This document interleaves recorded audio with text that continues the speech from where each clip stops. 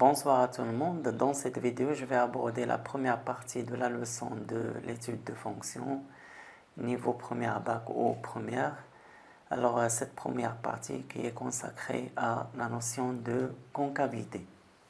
Alors, je commence par donner une explication géométrique de cette notion de concavité. Là, on est en présence d'une fonction f dérivable sur un intervalle i. En bleu, on a la courbe de f.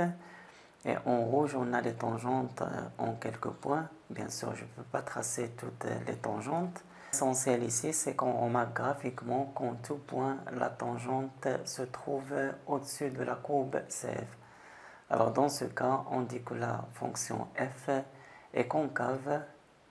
Elle est concave sur l'intervalle i.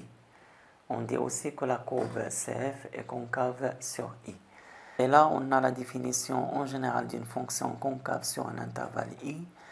Alors, soit f est une fonction dérivable sur un intervalle i, on dit que f est une fonction concave sur i si et seulement si, pour tout réel a de l'intervalle i, la tangente à cf au point grand A de coordonnées petit a f de a est au-dessus de la courbe cf.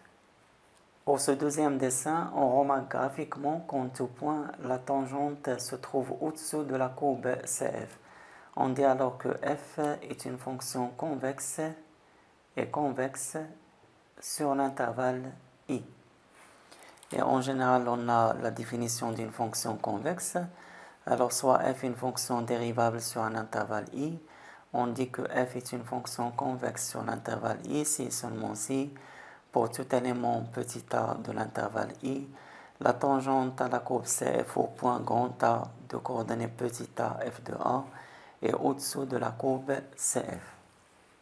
Là, je signale quand même que la tangente en un point, une courbe, c'est une droite, mais on peut représenter cette tangente avec un petit segment à deux flèches. Pratiquement, on a la propriété suivante pour étudier la concavité d'une fonction.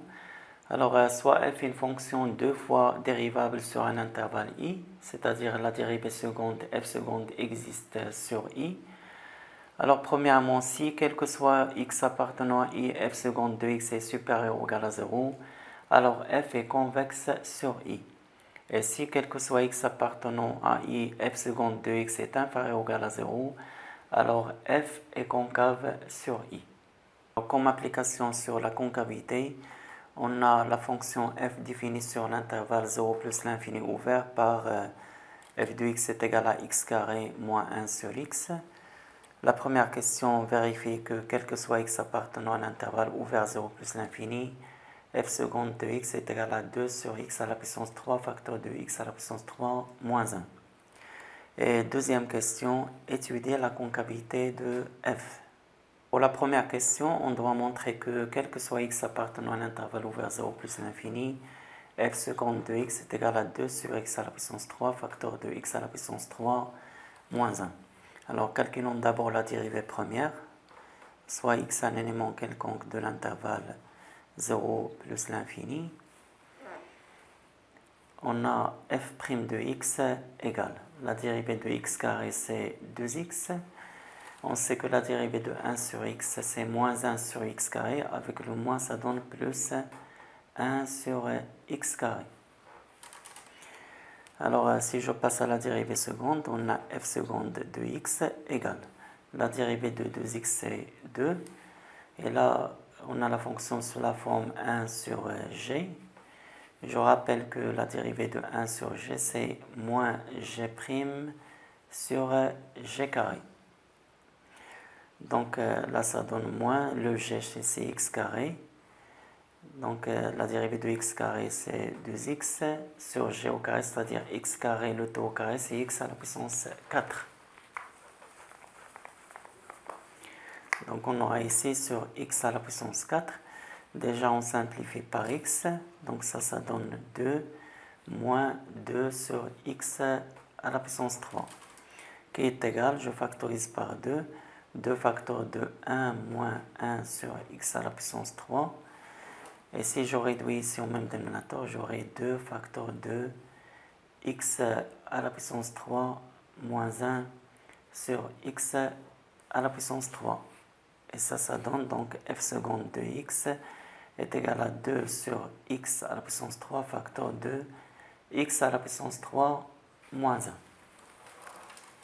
Pour la deuxième question, on doit étudier la concavité de f et pour cela, il suffit d'étudier le signe de f seconde.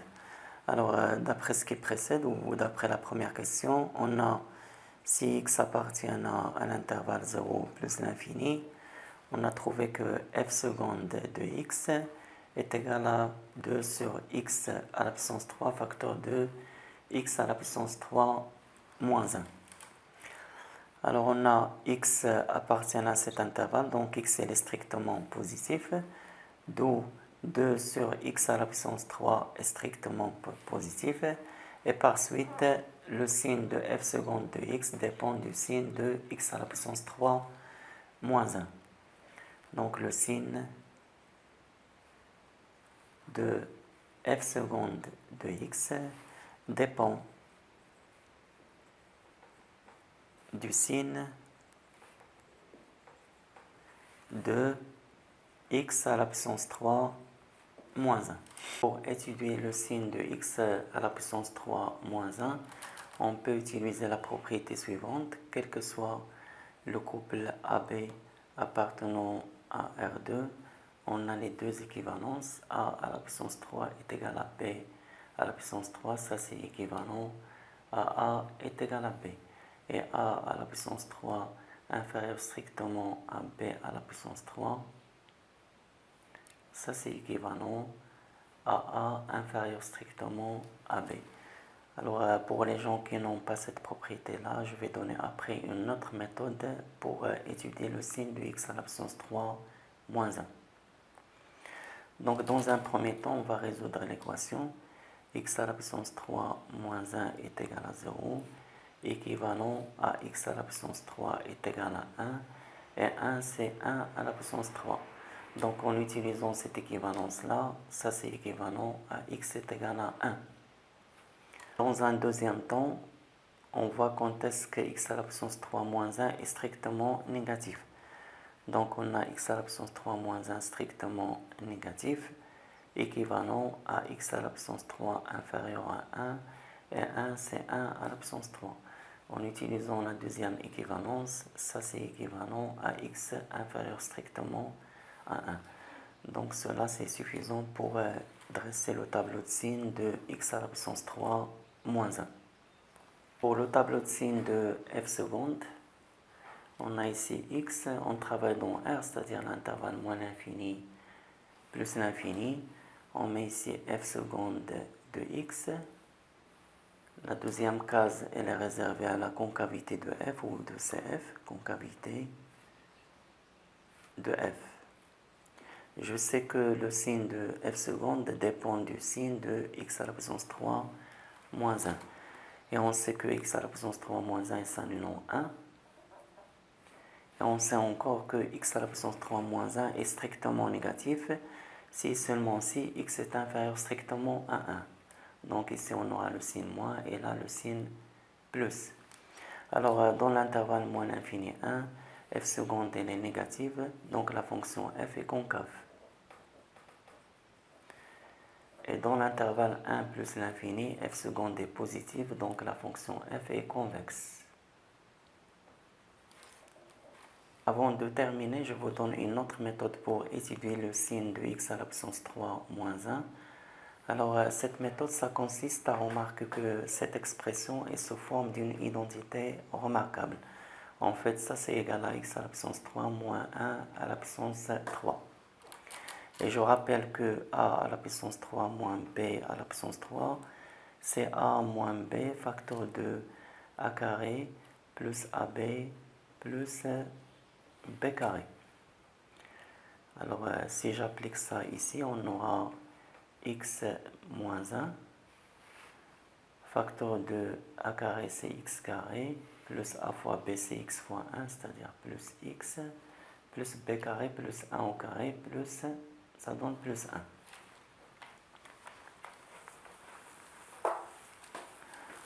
Donc, dans un premier temps, on va résoudre l'équation x à la puissance 3 moins 1 égale à 0.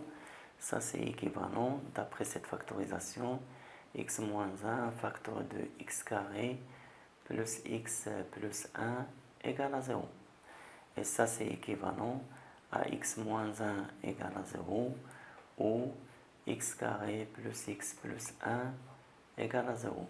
Ce qui est équivalent à x est égal à 1 ou x carré plus x plus 1 égale à 0.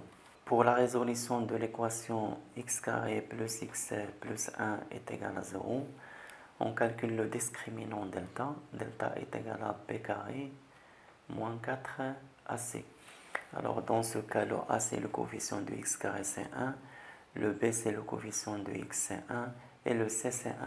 Donc on aura 1 au carré moins 4 fois 1 fois 1. En fait, delta est égal à 1 moins 4 est égal à moins 3. Elle est strictement négative, donc cette équation n'a pas de solution dans R. D'autre part, le signe de x à la puissance 3 moins 1 d'après cette égalité, il dépend du signe de x moins 1 et de x carré plus x plus 1. Alors pour le signe de x carré plus x plus 1, on a déjà résolu l'équation x carré plus x plus 1 est égal à 0.